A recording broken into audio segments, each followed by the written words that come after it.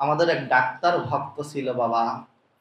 এই ডাক্তার বাবু জীবনে কখনো মন্দিরে আসেনি, জীবনে কখনো হরিনাম করেনি। ৪৫ বছর বয়সে ডাক্তার বাবু চেম্বারে বসে বসে রোগী দেখছেন। একজন বৈষ্ণব রোগগ্রস্ত একজন রোগী এসেছেন, মাথায় শিখাকরণ, কপালে অর্ধপুণ্ড তিলক রচনা করা, গলাতে তুলসী মালা পরিধান করা। তা বলছে, ওহে বৈষ্ণব ঠাকুর, তুমি কি আনন্দ পাও গো? হরিনামে ঘর ছেড়েছো, সংসার ছেড়েছো, মন্দিরে মন্দিরে ছেঁড়া খাতা, নেড়া মাথা, পরনে বহির্বাস, এক এক বৃক্ষ তলে এক এক রাত্রিবাস। বলে, তোমরা কি আনন্দ পেয়েছো ডাক্তার? ও ডাক্তার, তুমি তো ঐশ্বর্যে মত্ত রয়েছো, রোগী দেখছো, অর্থ পাচ্ছ, অর্থ দিয়ে বাড়ি গাড়ি জমি জায়গা সকল কিছু করছো। শোনো শোনো, আজকে আমি রোগগ্রস্ত হয়েছি, কিন্তু ভগবানের চরণে কি জানিয়েছি জানো?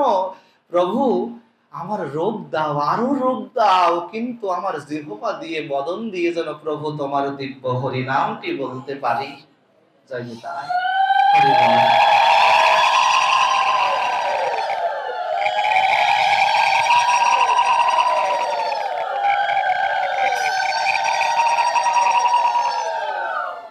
কি হলো জানো? ডাক্তারের মনের মধ্যে কামড় দিয়ে উঠল, আমার তো অনেক সময় চলে গেল, কৃষ্ণ নাম করা হলো না। আমার তো অনেক সময় চলে গেল, শুধু অর্থের পিছনেই ঘুরলাম, তীর্থ দর্শন তো আমার হলো না। আমার তো অনেক সময় চলে গেল, বৈষ্ণবের কৃপা করুণা পাওয়ার জন্য আমি তো কখনো মন্দিরে যাইনি। হরি বল। আজকে ডাক্তার কি করলো জানো? হঠাৎ করে রাত্রে চেম্বারটা ছেড়ে দিয়ে এসে জগন্নাথ মন্দিরে এসে প্রণাম করে হারমোনিয়ামটা ধরেছে। ওই যে পূর্বজন্মের সুকৃতি ছিল, সুকৃতিটা, ভজনটা কখনো নষ্ট হয় না। তাই আজকে ডাক্তার বাবু যখন হারমোনিয়ামটা ধরেছে, ওই সাধুগুরু বৈষ্ণবের কৃপায় বাবা হারমোনিয়ামটা বাজিয়ে কীর্তন করা শুরু করেছে। হরিবল। সকলে ডেকে ডেকে বলছে, কেউ ডাক্তার, তুমি এত সুন্দর কীর্তন করো, কখনো মন্দিরে আসনি তো? বলে, আমার ওই হৃদয় মাঝের হৃদ মন্দিরটা তো কেউ জাগায়নি। আমার হৃদয় মাঝে যে সুপ্ত রয়েছে স্বপ্নগুলো, যে সুপ্ত ভজন, সুপ্ত সুকৃতি গুলো রয়েছে, এই ভজন তো কেউ এতদিন বলেনি। ডাক্তার, তুমি নাম করো না কেন, শুধু টাকার পিছনেই ছুটলে। আজকে বড় আমার কষ্ট হয় জানো, আমার ৪৫ বছর পার হয়ে গেল, আমি কৃষ্ণ বলতে পারলাম না। কি হয়েছে জানো? ৪৫ বছর বয়সে ডাক্তার কৃষ্ণ বলা শুরু করলো। ৫১ বছর বয়সে সব থেকে বড় ব্যাধি ব্লাড ক্যান্সার ধরা পড়েছে ডাক্তারের। যিনি দেহের চিকিৎসা করেন, যিনি হস্ত, পদ, চক্ষু, ত্বক, নাসিকা প্রত্যেকটা অঙ্গ প্রত্যঙ্গের চিকিৎসা জানেন, তিনি ৬ মাস ১ বছর পরে দেহকে চেক আপ করান।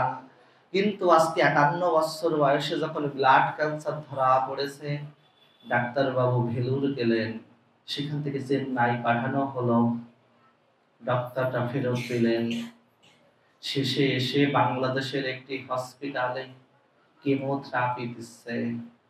৪র্থ স্টেজের কেমোথেরাপি যখন দেয়, আর ডাক্তারকে ডেকে ডেকে বলছে যে ডিউটিরত ডাক্তার, শোনো শোনো ডাক্তার, তুমি আমার শরীরে কি কেমোথেরাপি দিবে? আমার শরীর তো নষ্ট হয়ে যাবে। আমার শরীরে যে কেমোথেরাপি চাই, সেটি তোমার ওই ডাক্তারি ঔষধের মধ্যে নাই। যদি আমাকে পারো, হাসপাতাল থেকে ছাড়পত্র করিয়ে কোনো মন্দিরের বারান্দায় আমাকে রেখে এসো।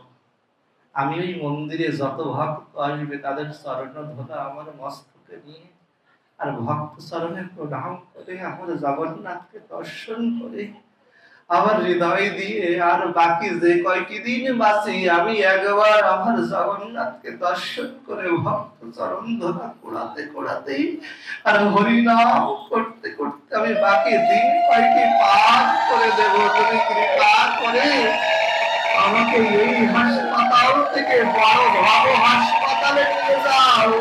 যেখানে শুধু দেহের চিকিৎসা হয় না, যেখানে মনের চিকিৎসা হয়, যেখানে প্রেমের চিকিৎসা হয়, যেখানে মানুষের ইহ জগৎ নয় পরজগতের চিকিৎসা হয়, ওই ডাক্তার কৃপা করে আমার অযাচিত করুণা করো। হরি বল।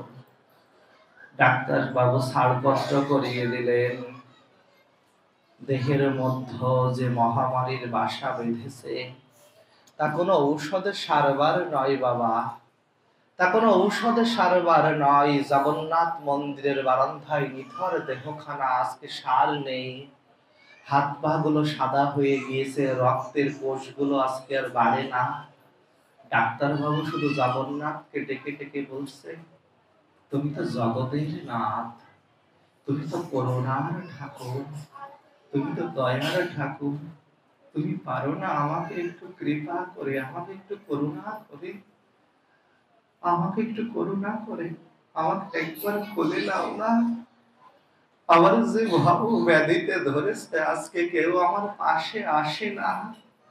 আমার যে সন্তানাদি ছিল, টাকা পয়সা খরচ করে বড় করেছি বটে, কিন্তু তারা আজকে আর শেষের দিনে আমার পাশে নেই, সব বিদেশে চলে গিয়েছে, উচ্চ শিক্ষা লাভ করছে।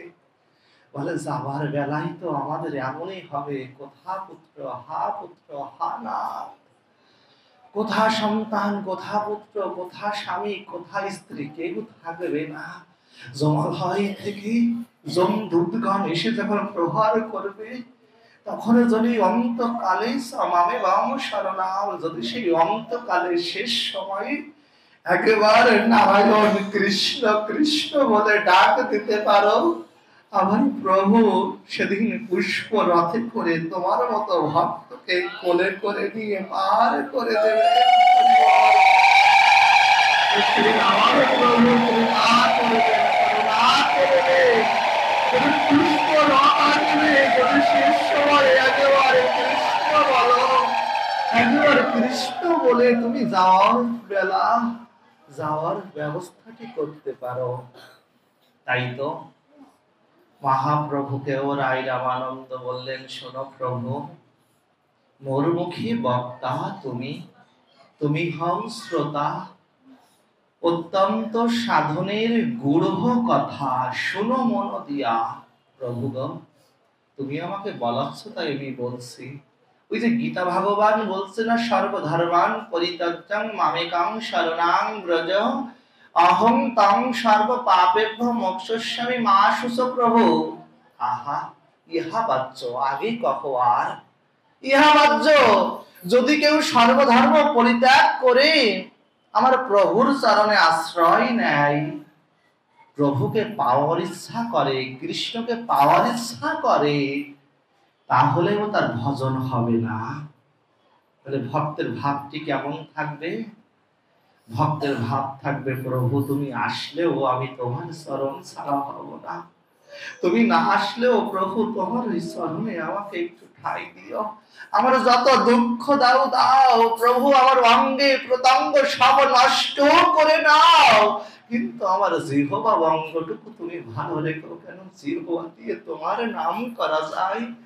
আর ওই তো সাধুগণ প্রতিধ্বনিত করেছে, ওই তো মহাত্মাগণ বলেছে, কৃষ্ণ কোথায় থাকে, কৃষ্ণ কথায় কৃষ্ণ থাকে।